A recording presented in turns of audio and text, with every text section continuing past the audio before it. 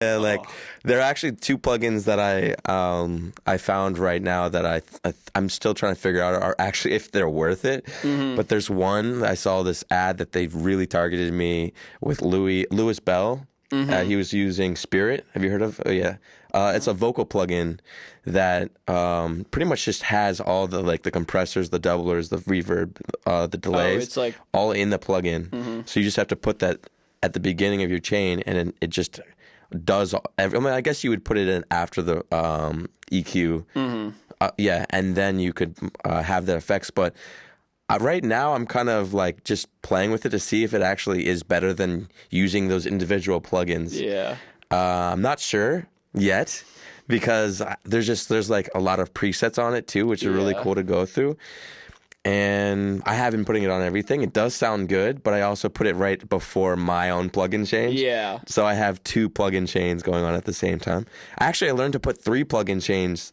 So I have now the Spirit and then my plugin chain, and then I'll put a plugin chain on the group. Yeah. So that way, okay. like everything is like really compressed. So Yeah. like things aren't too, because if you have too many vocals going on at the same time, it's just gonna spike. Or the And just volume is going clash to like spike there. crazy. Yeah, so Oh my god. putting a compressor on the actual group, so that way then you're actually bringing the levels so that all the vocals are pretty much the same volume. Mm-hmm. On top of putting it on every single audio track. I do that as well. Okay. So is it like you're able to in this Spirit you're able to modify though, right? Yeah, you can tweak it. So I had this I saw in Sweetwater on Black Friday. I was doing my shopping, and I see Ozone Elements for $50. Is that good? Well, so I thought it was the full one. It's Oh, the one yeah. that builds you the mastering That's chain, exactly- but you can't change it. I'm like, this is useless. Yeah, that's what I thought. Like, you just give me the chain. I'm like, well, there's a big like spike at 5K. They're like, nope, can't change it. You're stuck with it. You just have to hope for the best. Yeah, it's like this is, it's like when you're getting started, those are like the coolest things. It's like, oh, it's going to tell me what to do and do it for me. Yeah. But now that I'm like confident in what I'm doing, God, I rarely even find myself using presets anymore. You know, Yeah, well, that's unless I that's made next the level. preset myself. But it's like I've got my sound that I'm starting to get down. I'm sure a year from now I'm gonna look back on this and be like, I didn't know shit. Yeah. But You should go back to using presets. because it's like, man, I even remember a conversation I had 6 months ago that I was saying like, yeah, I found this one preset on this one plugin and it makes everything better. Mm-hmm. And Brandon there just laughed. Yeah. I didn't get why he laughed. Mm-hmm. And it's because like as I evolved as an engineer, I was like, one size fits all does not exist. Yeah. It doesn't. Yeah. And I can't use that preset to this day. It's like I can't think of it. Yeah.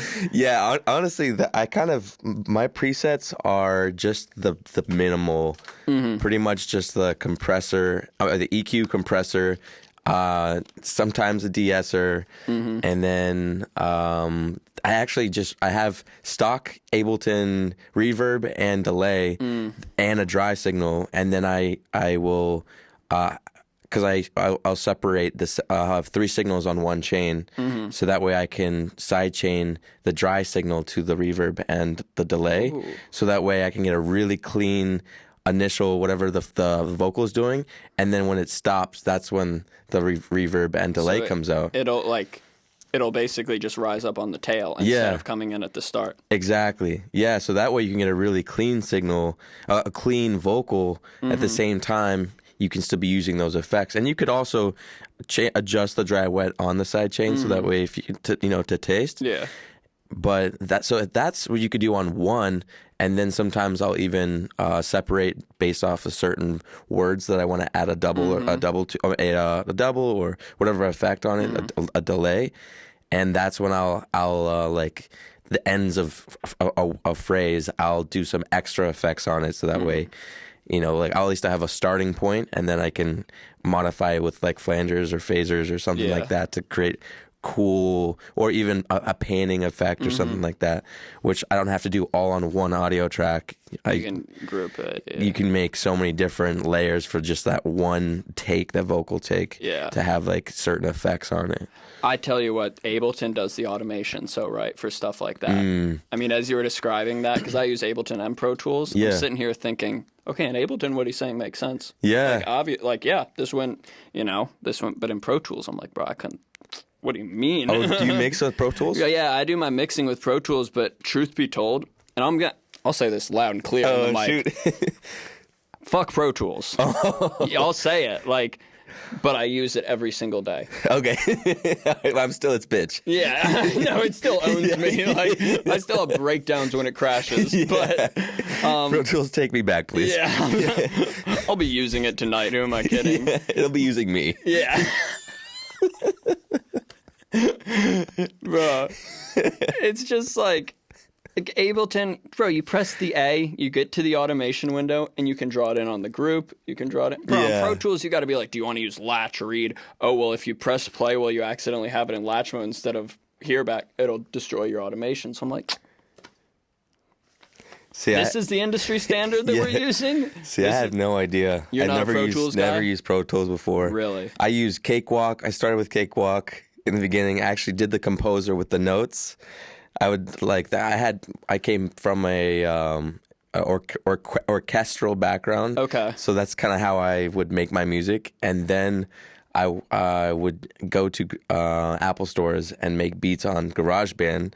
And before I had a laptop, I'd be making beats and uploading them to YouTube.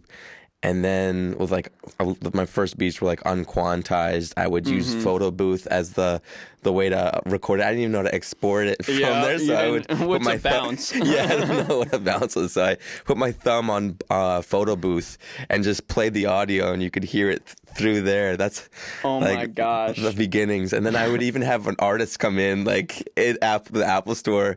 An artist, it was a friend of mine who were just like, "Hey, let's just go to the Apple store and rap.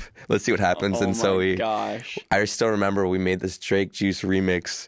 And I remember to this day, the flow and everything is, the first artist I ever recorded was Nick McCumberg, and his birthday is one day after mine, and we're both adopted. Really? Yeah, it was just one of those things where it just worked out. We just clicked, and I mean, that was our first and only project that we did. In the Apple store? In the Apple store. Drake Juice remix, and it's still, actually I took it down. I took down all my beats actually from the beginning because I did that. That was 11 years ago. Oh my god! Yeah, from the Apple store, dude. Yeah, you're a long way from the Apple store now. We made it, dude. I'm sleeping here, dude. I'm homeless. Yeah. I'm a squatter. This has all been part of my plan. Yeah. This is my elaborate scheme. Oh my gosh. I do what I want, you do what you can. You do what you want when you know you the man. Running man, run me my bands. I with them Benjis thumbing through my hands. Wanna take trips out to London and France. Well, shawty, she playing my Givenchy pants.